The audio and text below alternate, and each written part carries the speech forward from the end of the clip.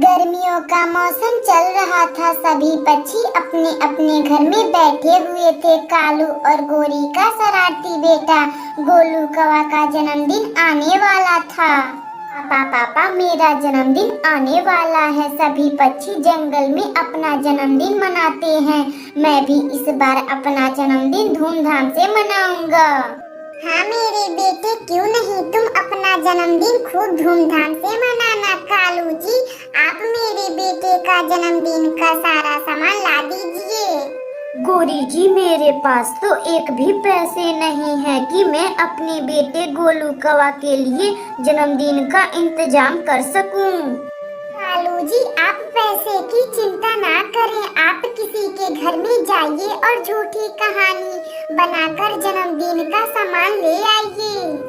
गोरी जी, क्या बात बोली है आप। इससे किसी को शक भी नहीं होगा कि हम लोग जन्मदिन के लिए पैसे मांग रहे हैं, वरना हमें जन्मदिन के लिए कोई पैसे नहीं देगा। कालू जी, आप जल्दी जाइए और किसी को उल्लू बनाकर पैसे ले आइए। हाँ पापा, आप जाइए, मेरे जन्मदिन का सारा सामान ले आइए। फिर कालू कौवा अपने बेटे के जन्मदिन के लिए पैसे निकलवाने के लिए उल्लू के पास जाता है और झूठी कहानी बनाकर सुनाने लगता है।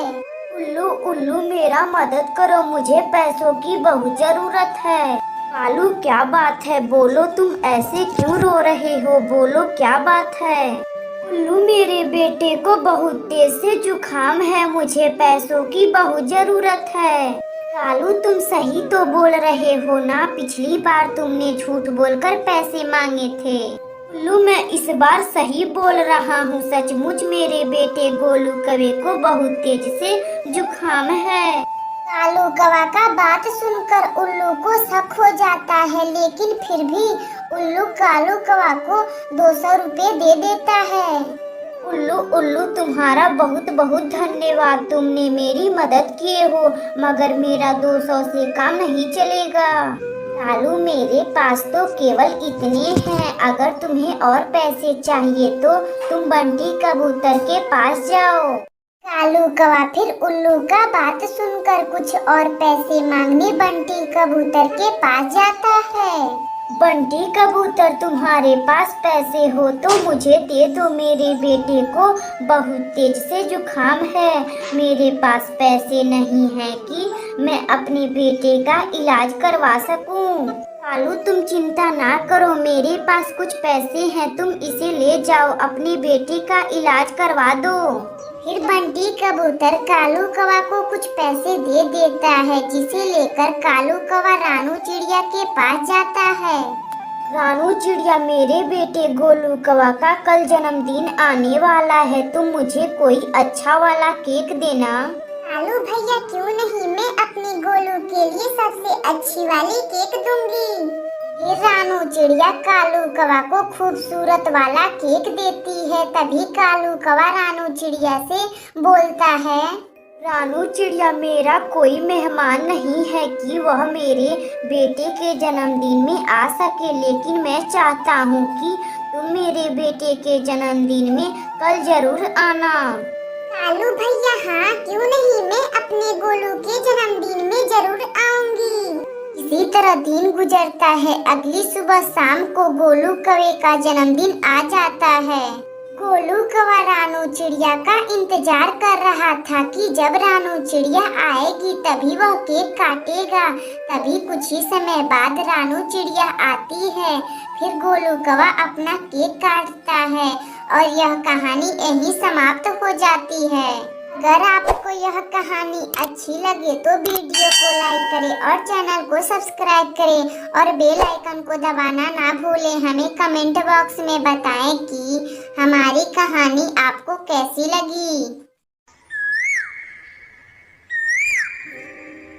दूर किसी जंगल में कालू कौवा और गोरी कवि रहा करते थे। कालू कौवा और गोरी कवि जो एक बेरोजगार कौवा और कवि थे, उनके पास करने के लिए कोई काम ना था। बस वह सुबह से शाम तक किसी न किसी पक्षी का दाना चुराते थे और उसे ही खाया करते थे।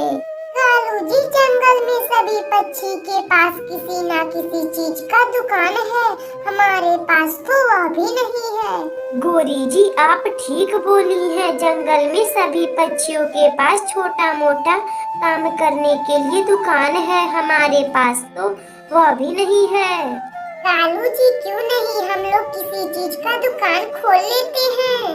गोरी जी हम किस चीज का दुकान खोल पाएंगे, हम तो बचपन से ही दाना चुरा कर खाते हैं। कालू जी, ऐसी वैसी कोई बात नहीं है, क्यों ना हम लोग टमाटर का दुकान खोल लेते हैं। गोरी जी क्या बात बोल दी आप, मगर गोरी जी टमाटर का दुकान खोलने के लिए हम लोग टमाटर कहाँ से लाएंगे। कालू जी, यह भी पूछने की बात है, आप जंगल में जाइए, किसी भी पक्षी के खेत में से टमाटर चुरा लाइए, हम उसे ही बेचेंगे। गोरी जी हाँ यह सही है, आप बहुत अच्छी बात बोली हैं, मैं अभी जा रहा हूँ।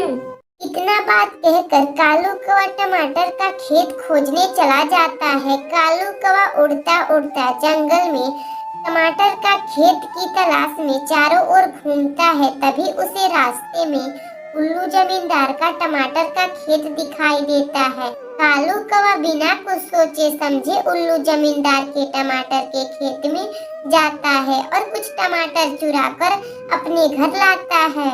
कालू जी, आप यह कितने लाल लाल टमाटर लाए हैं, मुझे बहुत अच्छा लगा। गोरी जी कल से ही हम अपना टमाटर का दुकान लगाएंगे। अगली सुबह कालू कौवा और गोरी कवि अपना टमाटर का दुकान खोल लेते हैं। कालू कौवा और गोरी कवि का दुकान खुला देखकर रानू चिड़िया आती है। चिड़िया, तुम्हें कितना टमाटर चाहिए, हमारे दुकान पर बहुत सारे टमाटर हैं। कालू भैया, मुझे 2 किलो टमाटर दे दीजिए, मैं पैसे आपको 2 दिन बाद लौटा दूंगी। रानू चिड़िया हमारे दुकान पर उधार नहीं मिलता है, चल भाग यहाँ से। कालू भैया, मुझे आप यह टमाटर दे दीजिए, मुझे इन टमाटरों की बहुत जरूरत है। चिड़िया, तू पहले जाकर पैसे ला, तभी मैं तुम्हें टमाटर दूंगी। फिर रानू चिड़िया पैसे मांगने उल्लू जमींदार के पास जाती है। उल्लू जी, मुझे कुछ पैसे उधार दे दीजिए, मुझे टमाटर खरीदना है। रानू चिड़िया का बात सुनकर उल्लू जमींदार को शक हो जाता है। ये लो चिड़िया, 200 रुपए, इसे लेकर जाओ और तुम टमाटर खरीद लेना। फिर रानू चिड़िया 200 लेकर कालू कौवा और गोरी कवि के पास आती है।